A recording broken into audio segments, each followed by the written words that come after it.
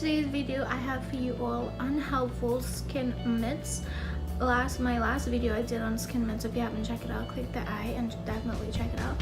But definitely go and check that out. Today I have some unhelpful skincare mitts that is like usually when I get breakouts I tend to do like whatever it takes to get rid of it, whether it's home remedies or products or whatever.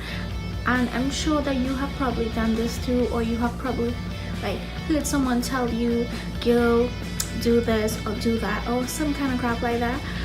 But today I'm gonna just give you a few of these skin mitts that will definitely help you to look out for, like somebody tell you that this works, you already know that it doesn't work and why it don't work. So it's good to be educational on these kind of topics, because I mean, let's face it, when we have a breakout we turn to everybody and ask for advice, which is normal. It's just completely normal. But you look a little bit like crap. But these are some simple skin mitts that are very unhelpful. So make sure, don't forget to like this page, head over to my YouTube channel, subscribe there for more videos. And again, if you have any video suggestions or video ideas, comment down below. I would love to hear your comments. And let's get into it. By the way, your girl have on no makeup and I'm looking at myself in the camera here, but like my skin is looking really good. Also my eyebrows have to do like, it's been like almost 2 months, but nevertheless the skin is looking pretty good. So let's get on into these unhelpful skin mitts. So the first myth that I have for you all is, a lot of people tend to think that people with oily skin don't show signs of aging, as well as like people who have dry skin tends to show that, and that is completely false. Whether you have oily skin or whether you have dry skin, that doesn't affect the aging process. However, what do affect the aging process is sun exposure as well as pollution, and there's a lot of more in-depth, like your diet, exercise, stress level. All of these things affect your aging process. So your skin isn't determined, your skin type, which whether it's oily or normal or combination or dry, it does. Whether you have oily skin, that don't mean to say that you won't get wrinkles or you wouldn't show any sign of aging. However, people with dry skin definitely are more prone to wrinkles, as well as like fine lines, dry patches and sagging of the skin. But oily skin, that myth where people who have oily skin don't show signs of aging, that is completely false. Whether, again, I'm gonna say this, whether you have dry skin or oily skin, aging doesn't determine, you know, who's gonna get wrinkles, who not. It's basically the sun exposure, chemicals, pollution, the air, all of these things affect the aging process, not whether your skin is oily or dry. But again, if you take steps into preparing your skin while you're young and using sunscreen and eye creams, serums, moisturizers that are designed for your skin type, later on down the line your skin will definitely thank you. So it is important to take care of your skin. So our next skin myth is basically squeaky clean skin is like goals. And yes, having clean skin is like, who doesn't want that? But on the bright side, you need to know how to maintain and keep your face looking clean, what cleansers to use, what products to use, all these sort of things. Harsh chemicals tend to strip away any sebum from our skin, and we want to preserve all that. I mean, not all, because then it has us looking out. You want clean and clear, beautiful skin, you definitely need to stop using harsh chemicals. Any chemicals or like any cleansers that you use when you wash your face and after your face is like feeling really dry and tight, definitely you want to stay away from those. When you wash your face is supposed to be feeling smooth, refreshed, not like a piece of cricks. Definitely not supposed to be feeling like biscuit. So my alternatives are natural products, natural ingredients.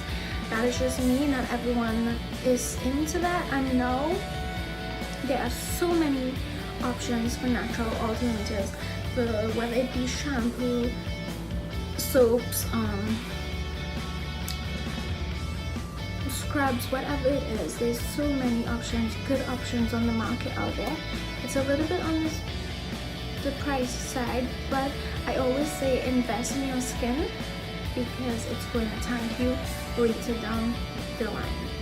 So yeah, but as I said, we want to maintain our moisture barrier of our skin, so we definitely don't want to strip away our sebum.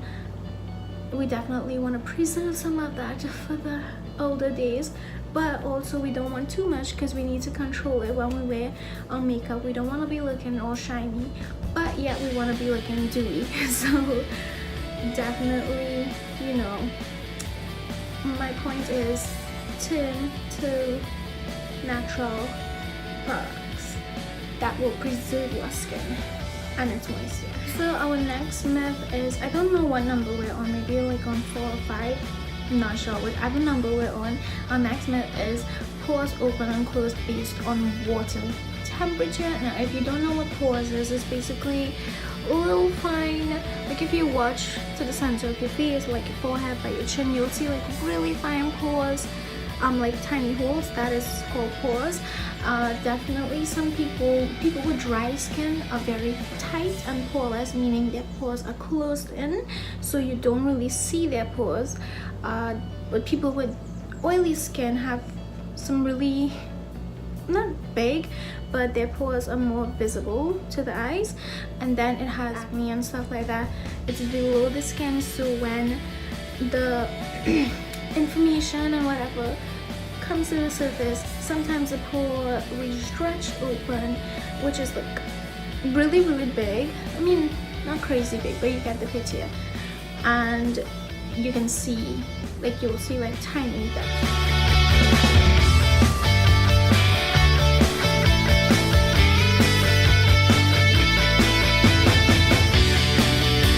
holes throughout their face. So those are what pores is. In a simple version.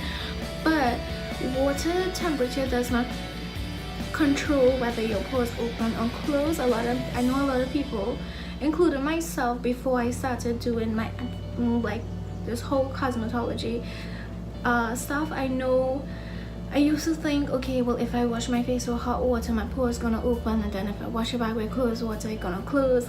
And I know a lot of people think like that as well, and that is not true. Like water temperature does not control whether your pores is open or closed. That doesn't happen. What do happen is if the water is warm or like hot, your skin naturally swells, which gives it the effect that if your pore is open. That is why like when you steam, like when we do steam, like facials, and we steam, the pores expand because the skin is swelling from the heat. That doesn't mean to say that our face is controlled, our pores is controlled by the water temperature. That doesn't happen. But our face our pores do tend to swell, the skin tends to swell with the water. Like if the water is lukewarm, our skin will swell. Whether it's hot or lukewarm, it still swells. Whether it's closed, whether it's cold, it does. Myth about our pores are controlled by water temperature is completely false. And again, it doesn't open and close. Our pores doesn't naturally be shut in, it doesn't be closed, like it just shrinks. I hope that makes sense, right? So again, our pores are not controlled by water temperature. No ma'am. So our last myth is, basically people tend to think that you see results with a skincare product immediately. Like, I put it on tonight, tomorrow I'll wake up and be like, wow, I look fabulous. Oh no, this thing didn't work. Like, no honey, no. However, our skin cells turn over every 21 days. Sometimes it could be faster, or sometimes it could be slower depending on your age. So if you're on obviously 21, it all depends and it varies with your age. So when you're using new products or you're introduced to a new product, a new line, you definitely don't expect the product to work overnight.